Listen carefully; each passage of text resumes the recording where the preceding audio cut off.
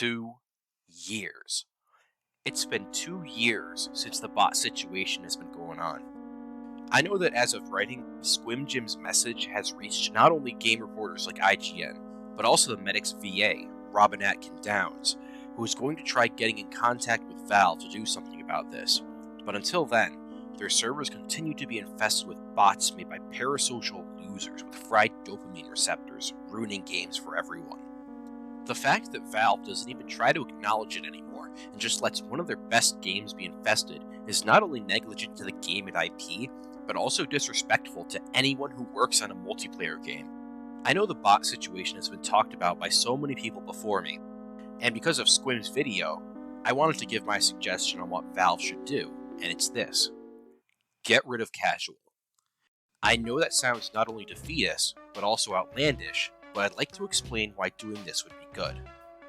Valve has done nothing big with TF2 in 4 years, with Jungle Inferno having been the last major update, and even with the updates we do get, they're not really anything meaningful.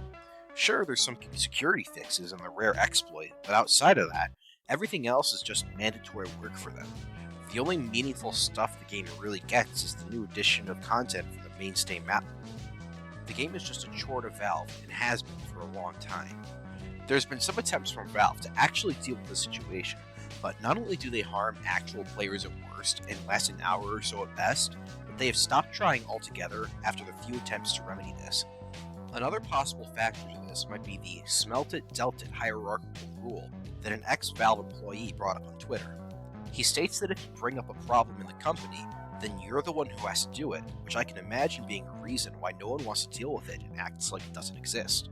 Not only that, but the TF team has been known to constantly go with the easiest fixes instead of actually bothering to go deeper into it, such as the more recent fixes, such as removing the ability for free-to-plays to call for medic and talk in chat, or even stuff like when an exploit pack was being passed around to legally cheat in their servers.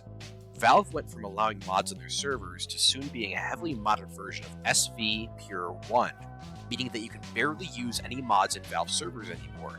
But at that point, why not literally just make it be SV Pure 2?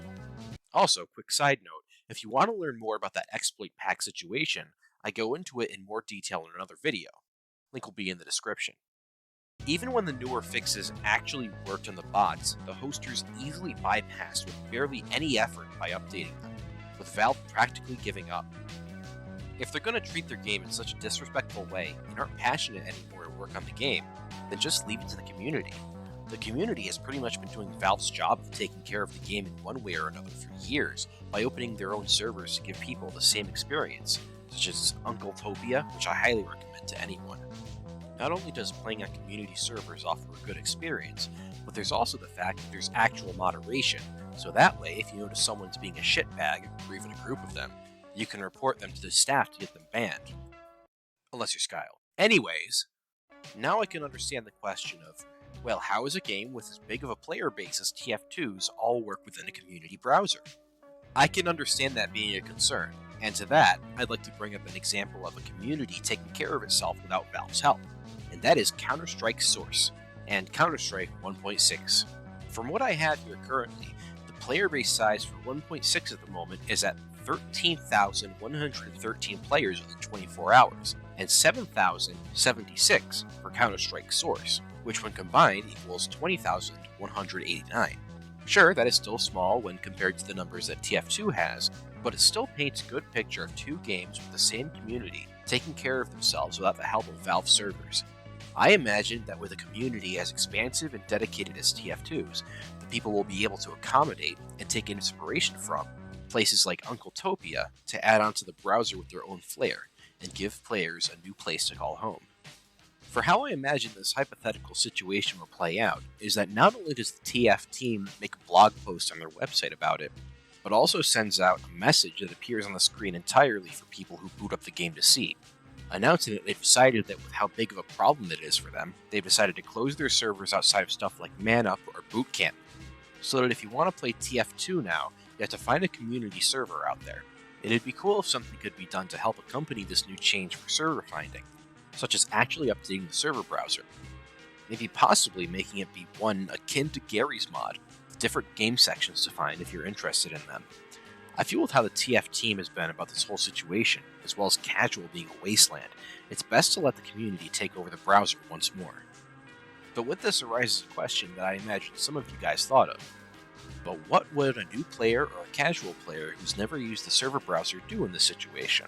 With that, I'd like to bring back Counter-Strike up again. Both 1.6 and Source have done well with this approach, and I believe TF2 can adapt to this as well, albeit not as quickly. If this situation were to happen for the new or possible casual players, I can imagine there being two things that would happen. If this person has any friends that still plays TF2 and is knowledgeable with the game, they could possibly recommend some communities to play on, or even something like teamwork.tf.